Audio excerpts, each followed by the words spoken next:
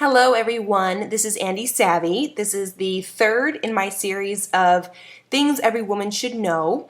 Some of the topics I'm going to be covering are in my book, 10 by 25, the top 10 things every woman should know and understand by the time she's 25, and others are just topics for discussion that didn't necessarily make the book, but that I wanted to share with you anyways. So if you have any questions, please feel free to email me at asavvy@andysavvy.com. And that's ANDIESAVVY.com. So the topic of today is the it factor. Now, I'm pretty sure that every one of you that's listening has probably heard of this it factor, this elusive trait that some people have that defines those who become successful and those that don't.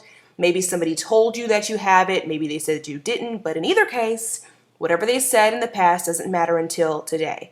And it doesn't matter until today because regardless of who told you that you did or didn't have it, it wasn't you. And how can you, believe whatever they say to be the gospel truth in your life when you haven't really even internalized it and said it to yourself?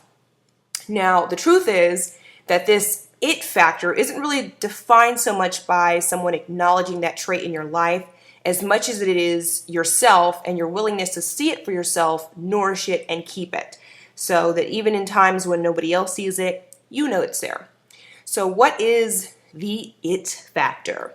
It is a characteristic or trait that pushes a person to remain in a cycle of learning, forces them to be better, and to be determined to find a way to evolve with whatever skill, craft, thing, professional opportunity that they are in pursuit of for themselves, and do so in complete confidence.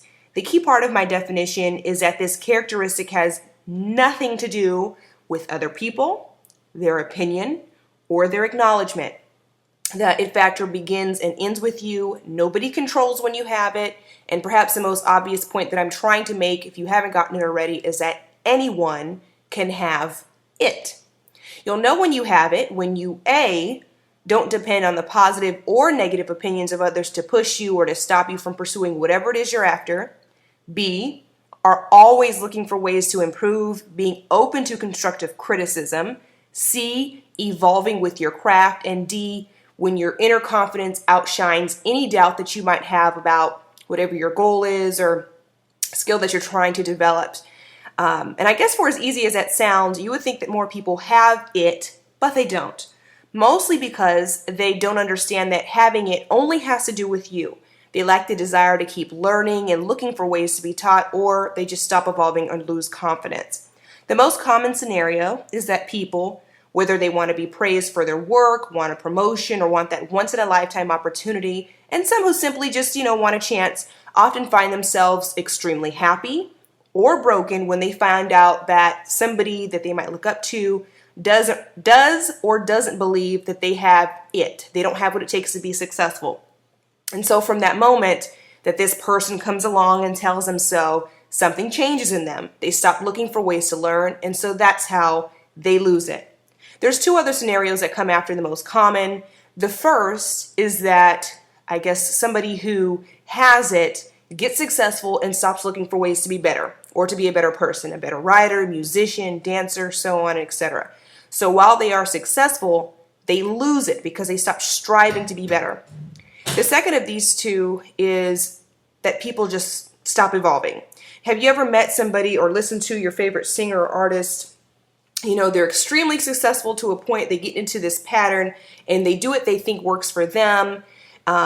They produce multiple albums, multiple work, and they take a break. And when they come back, they're still doing the same old stuff. They have the same sound, the same tune, same dance moves. They're using things that worked before, but they never really evolved to appeal to whatever evolved audience that they're presenting to.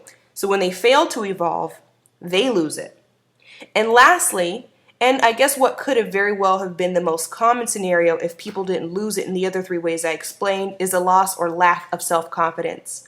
People lose confidence in many ways all the time. Some shake it off at whatever thing or disappointment that got them there and they move on. Others take a while to get back out there, and some never return. So you don't necessarily lose it when you lose your confidence or you get shaken and you eventually get back out there. You lose it by never returning to whatever this thing is that you're after that somebody told you that you're not going to be successful at. So to be quite honest with you, I've fallen victim to each of these traps at least once, and I've lost my own it factor for a while. But in getting to the root of the problem, it was because I didn't take accountability for it, and I assumed that other people took my it factor away by not believing in me. But in fact, it really doesn't have to do with anyone else. No one can take it from you. The only way to lose it is by giving it away in all of the ways that I explained. So how do you keep it? You keep it by developing your self-esteem.